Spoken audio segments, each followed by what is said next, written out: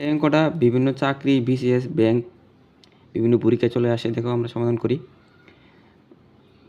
দেখো আছে root over 3 রে আমরা লিখতে পারি কি 3 বাই রুট আছে মানে কি হাফ, এরপর কি আছে পাওয়ার আছে এক্স প্লাস 1 সমান সমান।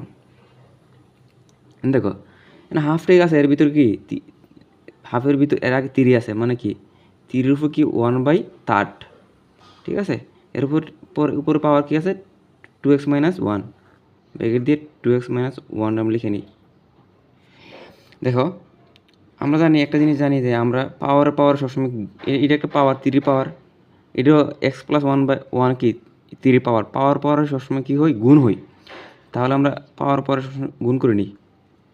দেখো এই 1/2 যদি এক্স প্লাস 1 গুণ করি তাহলে হইবে কি এক্স প্লাস 1 / 2 সমান সমান এই 1/3 যদি আমরা 2x - 1 গুণ করি তাহলে কি হবে 3 1/1 না 2x - 1/3।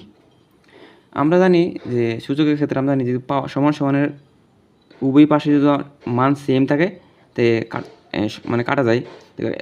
এ পাশে 3 আছে, ওই পাশে 3 আছে, কাটা। বাকি আছে কি বাকি আছে এক্স প্লাস 1 2 সমান সমান, আর এই দিকে আছে কি 2x - 1 / 3। দেখো 3 আমরা কেটে ফেলছি। এখন আমরা কি করব, এটা কোনো সমাধান করা যায় না, আমরা আর গুণন করব। আর গুণন করব। প্রথমে আমরা 2 দিয়ে এই 2x - 1 গুণ করে নিব।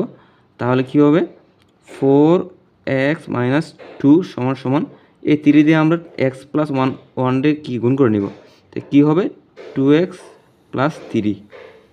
তাহলে দেখো আমরা কী করি এখানে এক্সগুলোর একসাথে করি আর সংখ্যাগুলোর একসাথে করি। এখানে 4x আছে, ওই পাশে কি আছে প্লাস আছে 3x, ওই পাশে আসলে এবার কি 3x সমান সমান ওই পাশে প্লাসে 3 আছে, ওই পাশে এসে মাইনাসের 2 আছে, ওই পাশে গেলে কি প্লাসের 2 হয়ে যাবে।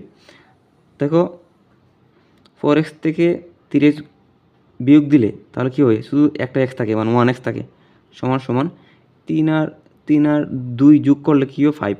তাহলে কি x এর মান কত? সুতরাং x এর মান হচ্ছে 5। এটাই উত্তর।